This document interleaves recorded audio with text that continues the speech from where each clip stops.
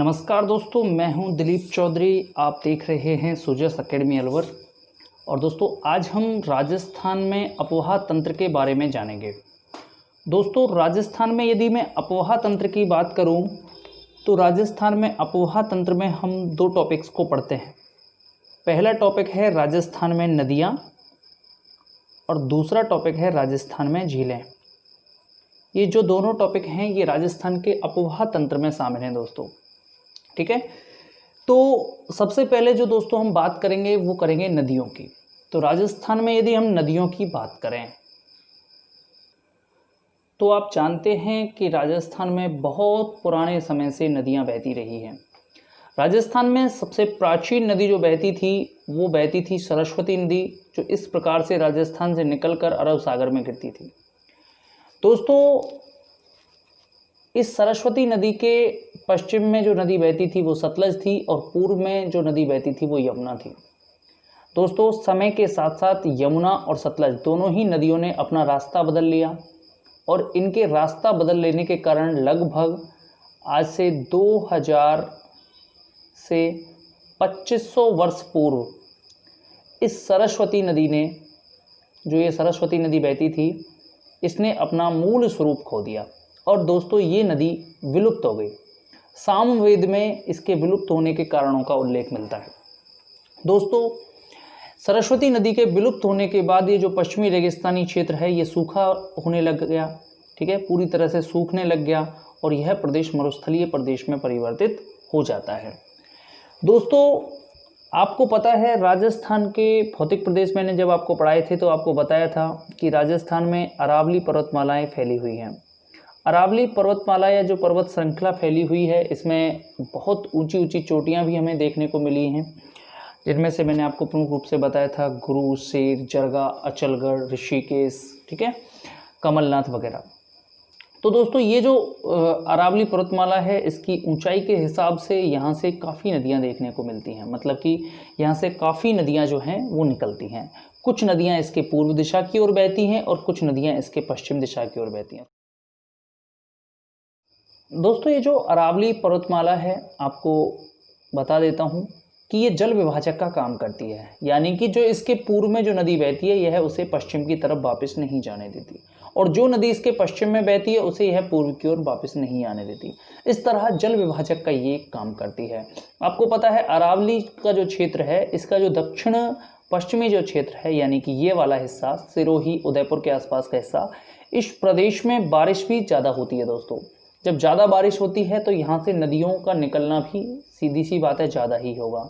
ठीक है, राजस्थान के पूर्वी हिस्से की तरफ, यानी कि दक्षिण पूर्वी हिस्से की तरफ विंध्याचल पर्वतमाला फैली हुई है और इस विंध्याचल पर्वतमाला से काफ़ी नदियाँ जो हैं वो राजस्थान में प्रवेश करती हैं, जैसे माही, चंबल। ठीक है, तो ये जो विंध्याचल पर्वतमाला है इससे निकलने वाली जो नदियां हैं ये राजस्थान में आती हैं, तो ये अपना जल राजस्थान में लेकर आती हैं। इसी प्रकार से कुछ और भी नदियां हैं जो इनकी सहायक हैं, वो भी राजस्थान में अपना जल लेकर आती हैं।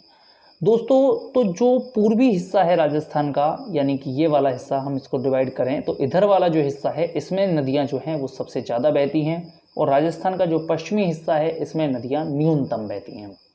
कुछ एक ज़िले ऐसे हैं जहाँ नदियाँ बहती ही नहीं हैं। ठीक है, तो उन ज़िलों की यदि मैं बात कर लूँ तो राजस्थान में कुल दोस्तों 33 ज़िले हैं। आपको मैं क्लियर कर देता हूँ, और इन 33 ज़िलों में से 2 ज़िले ऐसे हैं जहाँ कोई भी नदी नहीं बहती है। और वो 2 ज़िले कौन कौन से हैं दोस्तों? पहला ज़िला है बीकानेर और दूसरा ज़िला है चूरू। ठीक है, बीकानेर और चूरू 2 ऐसे ज़िले हैं दोस्तों जो कोई भी नदी नहीं रखते हैं। ठीक है, अब कुछ टीचर्स यहाँ पे क्या करते हैं, कुछ टीचर्स बताते हैं कि चूरू जिला जो है और गंगानगर जिला जो है, इनमें वो कुछ समानता बताते हैं कि जो घग्गर नदी है ये हनुमानगढ़ में आती है और जब इसमें बाढ़ आती है तो ये गंगानगर में जाती है और गंगानगर से निकलकर ये फोर्ट अब्बास पाकिस्तान तक पहुँच जाती है। लेकिन गंगानगर में ये तब पहुंचती है जब इसमें बाढ़ आती है, अन्यथा ये वहाँ पे नहीं पहुंचती है। ठीक है, ऐसे ही वो चूरू के बारे में बताते हैं कि जो कांतली नदी है सीकर झुंझुनू से बहती हुई वो आपके जब बाढ़ आती है तो चूरू तक भी पहुंच जाती है। तो दोस्तों एक चीज़ क्लियर कर देता हूं आपको कि घग्गर नदी वर्तमान में हनुमानगढ़ में भी नहीं आती है, ठीक है। तो उसका फैलाव तो है, लेकिन जब बाढ़ आती है तभी वो हनुमानगढ़ भी और गंगानगर में पहुंच पाती है, ठीक है। वर्तमान में वो एक विलुप्त नदी के तौर पर है। तो कुछ टीचर्स इनमें समानता प्रदर्शित करते हैं कि चूरू और गंगानगर दो ऐसे जिले हैं जहां पर बाढ़ आने पर ही नदियां पहुंचती हैं, ठीक है। तो ऐसा कुछ नहीं है, चूरू जिला ऐसा है जहां पे नदी पहुंचती ही नहीं है कोई भी, क्लियर कर लेना। कांतली नदी बाढ़ आने पर भी यहाँ नहीं पहुंच पाएगी, क्योंकि इतनी रेत यहाँ पे झुंझुनू के एंड में इतनी रेत शुरू हो जाती है कि वो नदियाँ पहुंच ही नहीं पाएगी किसी भी कंडीशन में, ठीक है दोस्तों। चलिए बात आगे करते हैं दोस्तों। राजस्थान में अभा तंत्र में हम चल रहे थे राजस्थान की नदियों में। तो इन राजस्थान की नदियों में मैंने आपको अभी तक बताया था कि कुछ नदियाँ इसके पूर्व दिशा में और कुछ नदियाँ इसके पश्चिम दिशा में बहती हैं। इन नदियों के किनारे दोस्तों कुछ सभ्यताएं भी पनपी थी, जैसे आहड़, कालीबंगा, बालाथर, गणेश्वर, गिलूंड, ओजियाना आदि। दोस्तों पहले जो मानव हुआ करता था वह जल के किनारे रहा करता था, जिससे कि आसानी से उसे जल मिल सके। आज की तरह उस समय ना बोरवेल हुआ करते थे ना कुएं हुआ करते थे, ठीक है। तो उस टाइम जो मानव डिपेंडेंट था वो पूरी तरह से सतही जल पर डिपेंडेंट था, और सतही जल उसे कहाँ से मिल सकता था? नदियों से, ठीक है। तो इसलिए वह नदियों के किनारे अपनी बस्तियां बसाया करता था।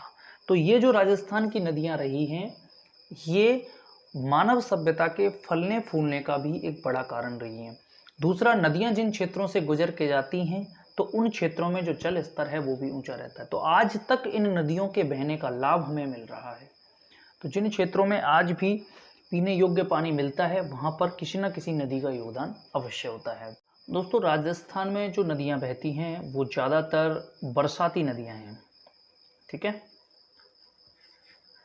बरसात के टाइम पर ये नदियां बहती हैं और सामान्य दिनों में ये नदियां नहीं बहती हैं, इसलिए इन्हें बरसाती नदियां कहा जाता है।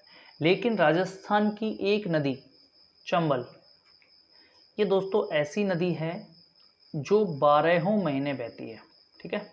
तो इसे हम 12 मासी नदी के नाम से जानते हैं। तो 12 मासी नदी कौन सी है? केवल चंबल। अब कुछ लोग चंबल के साथ साथ माही को भी 12 मासी नदी की संज्ञा देते हैं।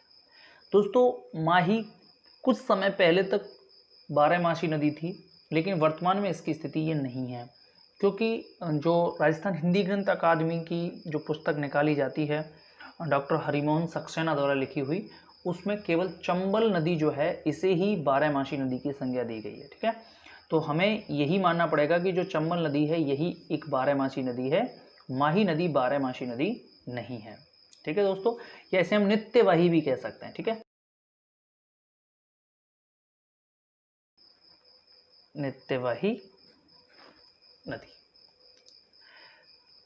अब हम बात करेंगे दोस्तों राजस्थान की नदियों के अपवाह क्षेत्र की, कि जो राजस्थान की नदियां हैं इनमें सबसे बड़ा जो अपवाह क्षेत्र है वो कौन सी नदी का है। तो दोस्तों मैं आपको क्लियर कर देता हूं कि राजस्थान की जो नदियां हैं इनमें जो सबसे बड़ा अपवाह क्षेत्र है वो दोस्तों चंबल नदी का है। और चंबल नदी का अपवाह क्षेत्र दोस्तों कितने वर्ग किलोमीटर में है तो बता देता हूँ, 72,032 वर्ग किलोमीटर में फैला है इसका अपवाह क्षेत्र, ठीक है। तो यानी कि सबसे बड़ा अपवाह क्षेत्र कौन सी नदी का है? चंबल नदी का। कितने वर्ग किलोमीटर में? 72,032 वर्ग किलोमीटर में फैला है। दूसरी जो अपवाह क्षेत्र के क्रम में नदी आती है उसका नाम है लूनी। लूनी नदी द्वितीय स्थान पर है और इसका अपवाह क्षेत्र 34,866 वर्ग किलोमीटर में फैला है दोस्तों, ठीक है। आपको कुछ भी रटना नहीं है, डेटा देखते चलिए और डेटा के आधार पर आगे बढ़ते रहिए।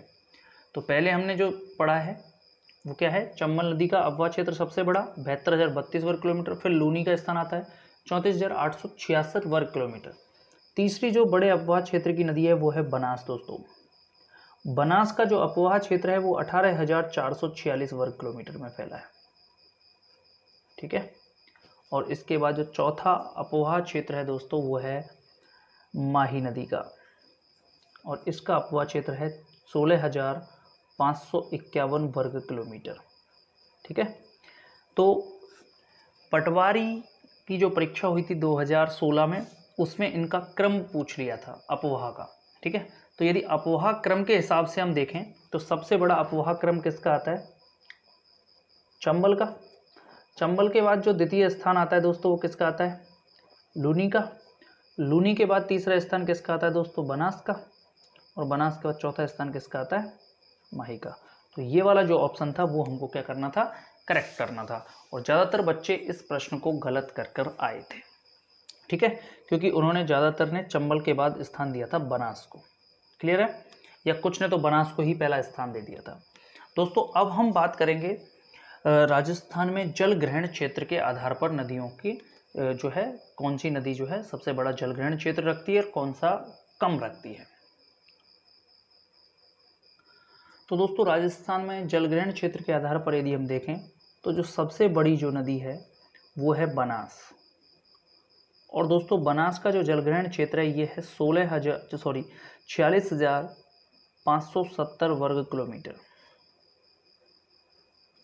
ठीक है, बनास का जलग्रहण क्षेत्र कितना है? 46,570 वर्ग किलोमीटर। और जो द्वितीय स्थान है वो दोस्तों आता है चंबल का, 29,110 वर्ग किलोमीटर। इसके बाद तृतीय स्थान आता है दोस्तों लूनी का और चौथा स्थान आता है दोस्तों माही का। ठीक है, तो जलग्रहण क्षेत्र के आधार पर यदि आपसे नदी पूछ रहा है तो सबसे बड़ी नदी कौन सी हो जाती है दोस्तों? बनास। और दूसरी नदी कौन सी हो जाती है? चंबल। दोस्तों सबसे पहले जानते हैं अपवाह तंत्र और जल ग्रहण क्षेत्र में क्या अंतर होता है। तो दोस्तों अपवाह तंत्र तो क्या होता है? किसी नदी और उसकी सहायक नदियों द्वारा, ठीक है, एक नदी है और उसकी सहायक नदियों द्वारा कितने क्षेत्र को कवर करते हुए जल इकट्ठा किया जा रहा है। यानी कि एक नदी, उसके हेल्प के लिए जो उसकी सहायक नदियां हैं जो उसमें जल गिरा रही हैं, इसके अलावा जो छोटे नदी नाले और भी हैं, उन सब क्षेत्रों का जो जल उस नदी में आ रहा है, तो पूरा का पूरा एरिया कितना है जहां से उस मूल नदी में जो सबसे बड़ी नदी है उसमें जल इकट्ठा हो रहा है। ठीक है, सहायक नदियों नालों द्वारा इकट्ठा जो जल होता है उसे दोस्तों पूरे जो क्षेत्र को क्या बोला जाता है? अपवाह तंत्र। लेकिन जलग्रहण क्षेत्र क्या होता है कि एक नदी, जो मुख्य नदी है, वह किसी विशिष्ट स्थान से जहां से वो निकल रही है, यानी कि वो बिना किसी सहायक नदी के माध्यम से, यानी कि उसमें कोई सहायक नदी नहीं मिलती है, वह जहां से निकलती है वहां से कितना जल उठाती है। समझ रहे हो बात आप? यानी कि एक नदी अपने उद्गम स्थान से कितना जल उठाती है उसे उसका जलग्रहण क्षेत्र कहते हैं। जबकि अपवाह तंत्र क्या होता है? अपवाह तंत्र का आशय होता है एक नदी, उसकी सहायक नदी और उसके सहायक छोटे छोटे नदी नाले, उन सबसे मिलकर के अपवाह तंत्र बनता है। तो अपवाह तंत्र जो सबसे बड़ा है वो चंबल नदी का है, मैंने आपको क्लियर किया था। ठीक है, कितना है दोस्तों? 72,032 वर्ग किलोमीटर। ठीक है, और जलग्रहण क्षेत्र जो है ये जो सबसे ज्यादा है ये दोस्तों बनास नदी का है, और ये कितना है दोस्तों? 46,570 वर्ग किलोमीटर।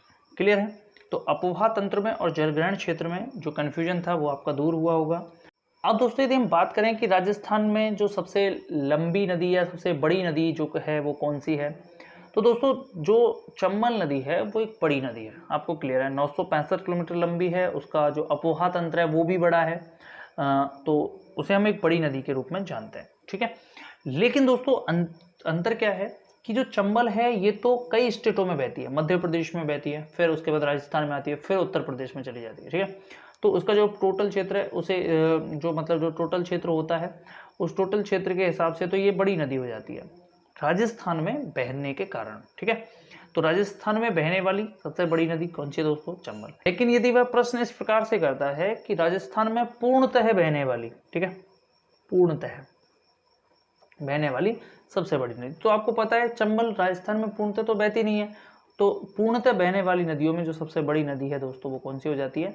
बनास। ठीक है, तो एक बार दोबारा सुन लीजिए, राजस्थान में बहने वाली या राजस्थान की सबसे बड़ी नदी अगर आपसे पूछे तो आपको जवाब देना है चंबल। और राजस्थान में बहने पूर्णतः बहने वाली अगर नदी पूछता है या पूर्णतः बहने वाली सबसे बड़ी नदी पूछता है तो आपको क्या जवाब देना है दोस्तों? बनास जवाब देना है। क्लियर है दोस्तों यहाँ तक? मित्रों राजस्थान में इस अपवाह तंत्र को हम 3 भागों में बांटते हैं। पहला भाग है अरब सागर में जल ले जाने वाली नदियाँ, दूसरी हैं बंगाल की खाड़ी में जल ले जाने वाली नदियाँ, और तीसरी ऐसी नदियाँ हैं जो अंतः प्रवाही नदियाँ हैं।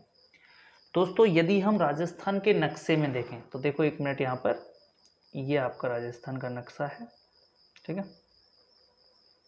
ये आपने मोटा मोटा बनाया है जल्दी जल्दी में। तो इस नक्शे में जो इधर वाली जो नदियां हैं ये सारी कहाँ जल ले जाती हैं, अपना जल कहाँ ले जाती हैं, अरब सागर में। इधर वाली जो नदियां हैं ये अपना जल कहाँ ले जाती हैं, बंगाल की खाड़ी में। और इस क्षेत्र में जो नदियां हैं, ठीक है, इस क्षेत्र में यानी कि उत्तर में, ये समस्त नदियां अंतः प्रवाही हैं, यानी कि ना तो ये अपना जल अरब सागर में ले जाती हैं और ना ही बंगाल की खाड़ी में, ठीक है। ये मतलब कि राजस्थान के ही रेत में या किसी मिट्टी में विलुप्त हो जाती हैं, इसलिए इन्हें अंतः प्रवाही नदियां कहते हैं, ठीक है। तो इसको अब अपन एक नक्शे पे समझ लेते हैं। अब इस नक्शे पे आप इसको ध्यान से देखिए कि राजस्थान का ये जो एरिया है पूरा का पूरा, ठीक है, ये वाला जो पूरा एरिया है, इस एरिया में जो नदियां जितनी भी बहती हैं, इस वाले एरिया में जितनी भी नदियां बहती हैं, ये पूरी नदियां अपना जल कहाँ ले जाती हैं, बंगाल की खाड़ी में। जबकि इसके जो उलट इधर हम देखें तो यहाँ से इस क्षेत्र में जो जितनी भी नदियां बहती हैं ये अपना जल कहाँ ले जाती हैं, अरब सागर में, ठीक है। और इधर जो नदियां बहती हैं ये पूरी की पूरी नदियां ना बंगाल की खाड़ी में अपना जल ले जाती हैं ना ही अरब सागर में अपना जल ले जाती हैं, यानी कि ये इसी रेत में विलुप्त हो जाती हैं, इसलिए इन्हें कहा जाता है अंतः प्रवाही नदियां, ठीक है। तो यानी कि राजस्थान का जो उत्तरी क्षेत्र है वो पूरा का पूरा कैसा है, अंतः प्रवाह क्षेत्र है। राजस्थान का पूर्वी और दक्षिण पूर्वी जो क्षेत्र है ये बंगाल की खाड़ी प्रवाह का क्षेत्र है, और राजस्थान का दक्षिण पश्चिमी हिस्सा और मध्यवर्ती हिस्सा जो है ये अरब सागरीय प्रवाह में शामिल है। दोस्तों अब इस बंगाल की खाड़ी प्रवाह की नदियों का आशय ये नहीं है कि राजस्थान की समस्त नदियां सीधे ही जाकर बंगाल की खाड़ी में गिरती हैं, नहीं, ये अपना जल किसी ऐसी नदी में जाकर गिराती हैं जो बंगाल की खाड़ी तक पहुंचती है, ठीक है। जैसे राजस्थान में चंबल नदी बहती है, ठीक है, चंबल नदी अपना जल कहाँ गिराती है, यमुना नदी में गिराती है, और यमुना नदी अपना जल इलाहाबाद में ले जाकर के गंगा नदी में गिरा देती है, और गंगा नदी कहाँ जाती है दोस्तों, बंगाल की खाड़ी में। तो इस प्रकार से जल कहाँ पहुँच जाता है, बंगाल की खाड़ी में पहुँच जाता है। तो यानी कि जो चंबल है इसकी जितनी भी सहायक नदियाँ हैं वो सारी कौन से प्रवाह की नदियाँ हो गई, बंगाल की खाड़ी के प्रवाह की नदियाँ हो गई। इसी तरह जैसे माही नदी है तो माही नदी खंबात की खाड़ी में जाती है, ठीक है, सीधे ही खंबात की खाड़ी में गिरती है जो अरब सागर का एक हिस्सा है। और जो माही की जितनी भी सहायक नदियां हैं, सोम, जाखम, अनाश, मोरेन, जो उनकी भी सहायक नदियां हैं वो समस्त कौन से प्रवाह की हो जाती हैं, अरब सागर। इसी तरह साबरमती, इसी तरह पश्चिमी बनास, आपके लूनी की जितनी भी सहायक नदियां हैं वो समस्त किस में आ जाएंगी, अरब सागरीय प्रवाह की नदियों में आ जाएंगी। इसी तरह अंतः प्रवाही नदियों की जब हम बात करेंगे तो जैसे घग्गर नदी है, ठीक है, तो ये घग्गर नदी कहाँ पे विलुप्त हो जाती है, गंगानगर तक पहुँच कर विलुप्त हो जाती है। कभी कभी इसका जल पाकिस्तान तक जाता है लेकिन अरब सागर तक कभी भी नहीं पहुँचता है, ठीक है। तो ये अरब सागर तक नहीं पहुँचता इसलिए अंतः प्रवाह की नदी हो जाती है। इसी तरह काकनी या मशहूरदी नदी जो जैसलमेर में बहती है, कोटड़ी गांव की पहाड़ी से निकलती है, भुज झील में जाकर गिर जाती है, जैसलमेर के अंदर ही खत्म हो जाती है, तो ये भी एक प्रकार के अंतः प्रवाह की नदी हुई। इसी तरह शाहबी नदी कहाँ से निकलती है, जयपुर में सेवर की पहाड़ियों से निकलती है और गुड़गांव की तरह या गुरुग्राम जिसको हम कहते हैं वहाँ जाकर के ख़त्म हो जाती है पटौदी के पास। इसी तरह दोस्तों रूपा रेल नदी थानागाजी जो अलवर में है, यहाँ उदयनाथ की पहाड़ियों से निकलती है और भरतपुर में जाकर के विलुप्त हो जाती है, ठीक है। तो ये भी अपना जल बंगाल की खाड़ी तक नहीं पहुँचाती है। काकनी नदी जो है आपके सीकर से निकलती है और झुंझुनू में जाकर के ख़त्म हो जाती है, ठीक है। तो इस प्रकार से ये भी एक अंतः प्रवाह की नदी में ही शामिल है। ऐसे ही रूपनगढ़ और मैंथा नदियाँ जो कि सांभर झील में अपना जल गिरा देती हैं, वो नदियाँ भी किस में शामिल होती हैं, अंतः प्रवाही नदियों में ही शामिल होती हैं, ठीक है दोस्तों। तो अब यहाँ आप एक चीज़ क्लियर कर लीजिए कि जो नदियाँ यमुना या गंगा या चंबल, ठीक है, इन तीनों में से भी किसी नदी में जल गिरा रही हैं तो वो नदियाँ कौन सी प्रवाह की नदियाँ होंगी, बंगाल की। इसी तरह माही, पश्चिमी बनास, साबरमती या लूनी की कोई भी सहायक नदी है तो वह अरब सागरीय प्रवाह की नदी होगी, क्योंकि ये 4 जो हैं अरब सागर तक पहुंचती हैं। ठीक है। और अंतः प्रवाही नदियों में कौन कौन से के नाम आता है दोस्तों? तो घग्गर का स्थान आता है, मशहूरदी या काकनी, कांतली नदी, शाहबी, रूपारेल, मैंथा, रूपनगढ़ आदि। ये समस्त नदियां किस में आती हैं दोस्तों? आपके अंतः प्रवाही नदियों में।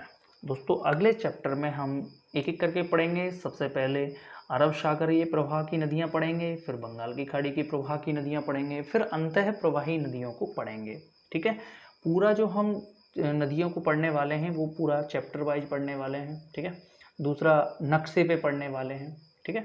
तो आप लोगों को हमारी वीडियो जो आप लगातार देख रहे हैं, अगर आपको ये अच्छी लग रही है, आपको इंटरेस्ट आ रहा है, तो इन्हें शेयर करें, ज़्यादा से ज़्यादा लोगों तक पहुंचाएं। ठीक है।